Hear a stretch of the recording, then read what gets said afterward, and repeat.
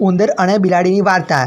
એક ગામમાં એક હોશિયાર ઉંદર એક બિલાડીની પકડવાથી બચવા માટે એક યોજના ઘડે છે, જે હંમેશા ખાવા માંગે છે। માઉસ મિત્રતાનો પ્રસ્તાવ મૂકે છે, સલામતીના બદલામાં સ્વાદિષ્ટ ખોરાક ઓફર કરે છે। સમય જતાં બિલાડીને ઉંદરની ચતુર યુક્તિઓ સમજાય છે, પરંતુ અંતિમ ઉંદર જ હોશિયાર અને બુદ્ધિવાળો હતો, જ્યારે બિલાડી હંમેશા ઉંદરોને ખાવાનો પ્રયત્ન કરતી। એક દિવસ ઉંદરે વિચાર્યું કે બિલાડીથી બચવા માટે કંઈક કરવું જોઈએ। તેણે એક યોજના બનાવી અને બિલાડી પાસે ગયો। ઉંદરે બિલાડીને કહ્યું, તું હંમેશા મારી પાછળ કેમ આવે છે? શા માટે આપણે સમાધાન નથી કરતા?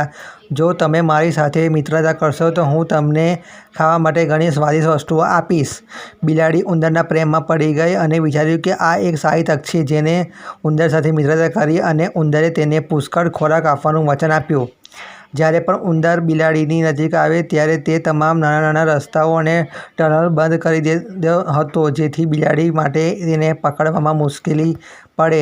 થોડા સમય પછી બિલાડીને સમજાયું કે ઉંદર તેને મૂર્ખ બનાવી રહ્યો છે। તેણે ઉંદરને પૂછ્યું, તમે મને આટલો સ્વાદિષ્ટ ખોરાક કેવી રીતે આપો છો? તેમ છતાં તમે મને ક્યારેય પકડી શકતા નથી। ઉંદરે સ્મિત સાથે જવાબ આપ્યો, મેં તને એટલો બધો ખોરાક આપ્યો કે તું મારાથી દૂર રહે અને તને ક્યારેય પકડી શકે નહીં। આ બધું મારી યોજનાનો એક ભાગ હતો।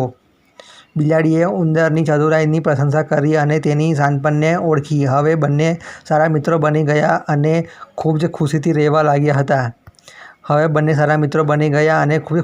રહેવા લાગ્યા। તેમની મિત્રતાની વાર્તા આજે પણ ગામડાના બાળકોને શીખવે છે કે કેવી મુશ્કેલીઓ ચતુરાઈથી સામનો કરવો। પોતાની ચાલાકી અને બુદ્ધિમત્તાનો ઉપયોગ કરીને ઉંદરે બિલાડીથી બચવાનો કાયમી રસ્તો શોધી કાઢ્યો હતો। બિલાડીએ પણ સ્વીકાર્યું કે ઉંદરને પકડી શકતી નથી અને તેની સાથે મિત્રતા કરી હતી। બંને સમજી ગયા કે એકબીજા સાથે મતભેદ થવાને બદલે એકબીજા માટે આદર અને સન્માન રાખવું વધુ સારું છે। આ રીતે તેઓએ તેમની દુશ્મનીને મિત્રતામાં પરિવર્તિત કરી।